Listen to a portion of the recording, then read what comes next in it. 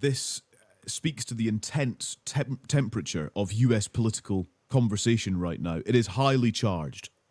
It certainly is, yeah. I mean, just an hour or two ago, Callum, I took a walk down Brady Street in downtown Milwaukee, where, of course, the Republican National Convention is going to be taking place in a couple of days' time. I just talked to people I ran into, what they thought of what had just happened. And a number of those people said that they really hope that this assassination attempt, as it's formally being designated by the FBI, that this is going to lead to, on all sides of politics, people trying to heal wounds, to come together, to take some of the sting and the venom out of American politics.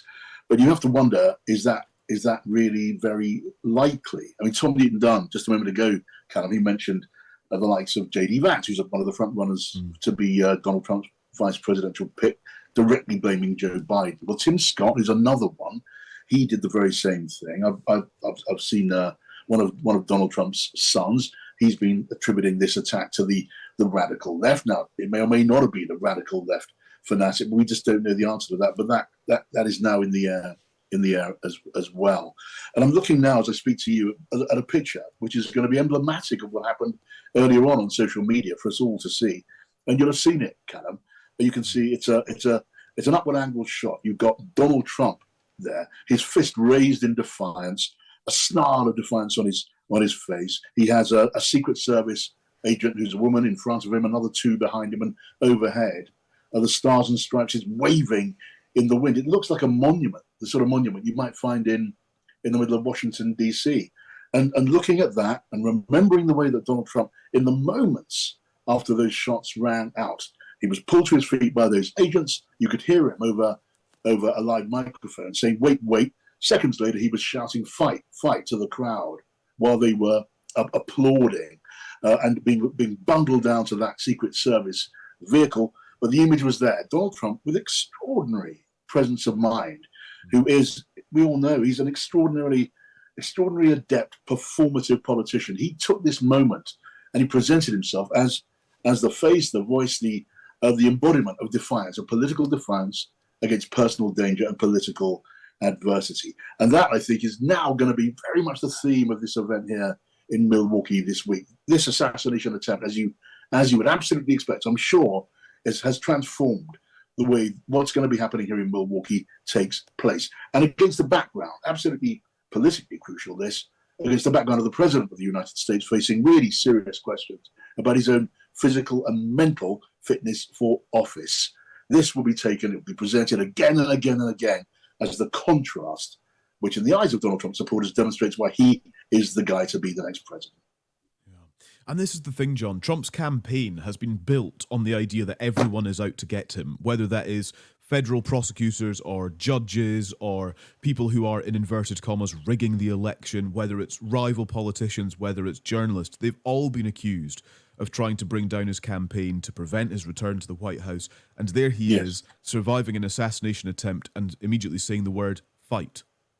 Yeah, absolutely. And as I say, we can expect to see, it'll be fascinating to see the way that this affects this convention, this huge convention in Milwaukee over these coming days. Now, just before this happened, I was reading and seeing reporting of the way Donald Trump's advisors, or some of them, were advising him just to rein in some of that confrontational rhetoric, that divisive, inflammatory rhetoric, because he's not just this week talking to his own supporters, though he is, of course, doing that.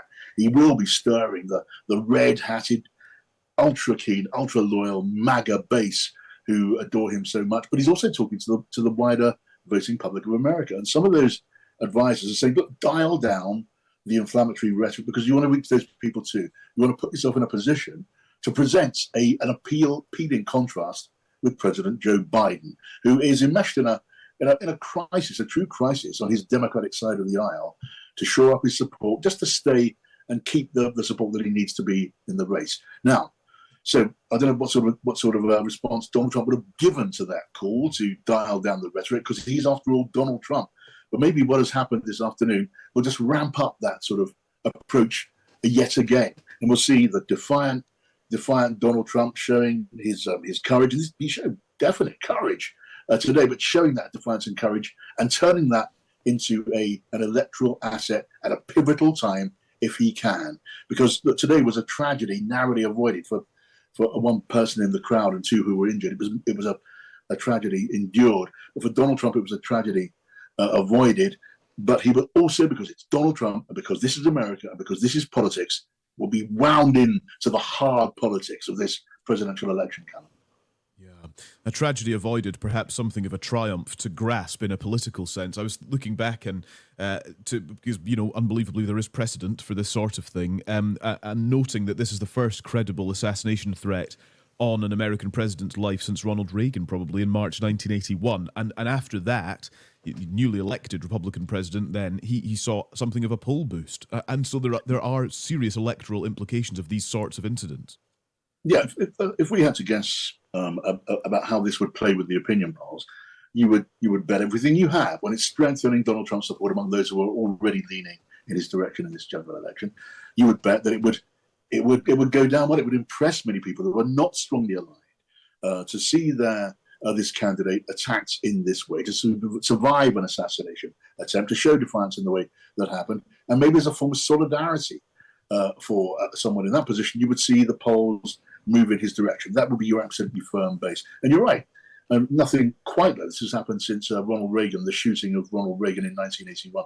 But political violence has become an intermittent feature of American politics. January the 6th, very, very recently, we saw that happen there. We saw Gretchen Whitmer, who is the governor of Michigan, who is now, one of those who were discussed as a potential successor to Joe Biden. There was an attempt and a plan to kidnap and murder Gretchen Whitmer. And we saw Nancy Pelosi, the former Democratic Speaker of the House, an attack on her home. A raider got into the home and attacked her husband with a hammer. So political violence is certainly not unknown in this country. And there'll be fears of what this will lead to, as well as hopes that it might point the way to something better. Yeah. John, thank you very much. Thank you for speaking to us. It's great to have you on, and we will listen out for the repercussions over the course of the next few days in Milwaukee, Wisconsin, for the Republican National Convention. That is Times Radio's John Pienaar, with whom we'll keep in touch over the next couple of days.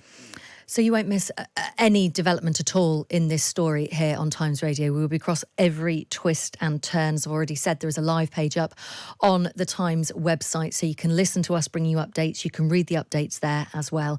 And we will continue to speak to people who are really at the heart of this story, who've witnessed what happened, and talking to us really about the political implications and what this means. Already so many of you getting in touch with us this morning saying that this is such a political win for Donald Trump. I mean, thank goodness that he is okay and that he has survive, but there are political implications for this. And as John Pienaar's just told us, he has managed to turn something in that could have been absolutely devastating, actually into something where he's shown defiance, he's shown strength from this, and there will be a political benefit for Donald Trump for this. I mean, it's horrendous what he's been through. And on a personal level, you just have to think for Donald Trump, he must have been utterly, utterly terrified, because just a couple of inches either way, and we could be reporting something very, very different this morning. But he is okay. He has left hospital. He's got that injury to his ear.